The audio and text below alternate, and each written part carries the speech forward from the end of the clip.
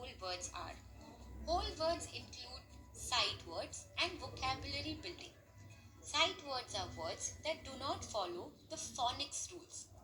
Whole words use a method of teaching and reading in which students are taught to recognize entire words as opposed to associating a letter or a group of letters with a particular speech sound.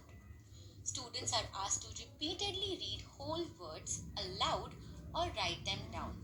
This process helps students remember the shape and sound of the word and recall it from memory when it is used in a text. By learning in this manner, students can learn high frequency words or words that appear repeatedly in texts quickly. Through whole words, students can learn to read fluently. Students also build their vocabulary that helps them approach new and unfamiliar texts with confidence. Lastly, they also learn strategies to find the meanings of unknown words. Let us now look at why we teach whole words. Words make up everything that we read. Without knowing and understanding them, it wouldn't be possible to read any text. Whole words is important because students learn about words, build and expand their vocabulary, and learn vocabulary strategy. Moreover, it is important to learn these as they make students independent and fluent readers. This not only helps them read a story or a text in their ELGA class, but also helps them read other subjects independently. Now, let's see how whole words are taught. When students begin reading in the early levels of ELGA, their reading expertise is built by teaching sight words. These are words that students recognize immediately without breaking them up into sounds.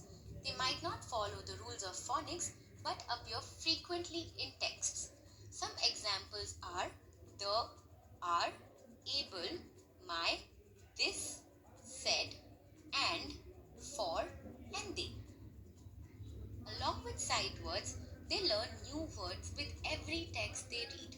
In their whole words class, they learn the meanings of these words and see related pictures.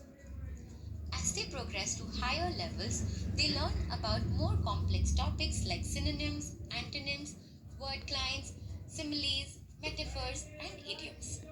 Here are some topics that are covered under whole words. An important aspect of becoming independent readers is learning how to guess the meaning of unknown words. Through whole words, students learn many strategies like LUPRC that help them guess the meanings of unknown words they encounter while reading. Every time students learn a new topic or skill, they are given enough time to practice it. This ensures that students not only learn new words and strategies, but also learn how to use and apply them. Now that we know how whole words are taught at LEAD, let us understand the progression of whole words across all the ELGA levels. At LEAD, we use the following progression to teach whole words. From units A to L, the focus is mainly on sight words and guessing the meaning of words by looking at their pictures. Then, in Unit M, students are introduced to synonyms and antonyms and homophones and homonyms. In Unit N, a new strategy is taught which enables students to guess meanings of new words using context clues. In Unit O, students revise all the vocabulary skills and spelling rules. In Unit P, the focus shifts to figurative language, idioms, and proverbs. Unit Q onwards, students continue to learn context clues to guess the meaning of the word. Students also learn prefixes and suffixes and near synonyms. In Units T to X, students learn a range of topics such as metaphor, sensory words, imagery, proverbs, and archaic words.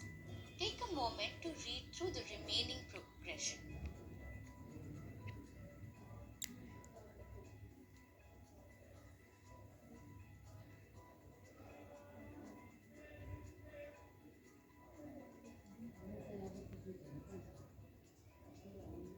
At every ELGA class at LEAD, the whole words component is taught for 15 to 30 minutes based on the level. Next, let us look at some frequently asked questions. By using the whole words method, are we not promoting rote learning? There are many aspects involved under whole words. One of them encourages students to memorize the sound and shape of the word. By doing so, students can focus more on the meaning of the word and the text they are reading. The focus is always on learning by understanding. If teaching whole words has so many benefits, then why do we need to teach phonics at all? While there are proven benefits to teaching whole words, it cannot replace the need for phonics. There are words that follow phonics rules and they can easily be learned through phonics. However, some exceptional words can only be taught using whole words. The purpose of teaching phonics and whole words is different. Hence, they aren't interchangeable.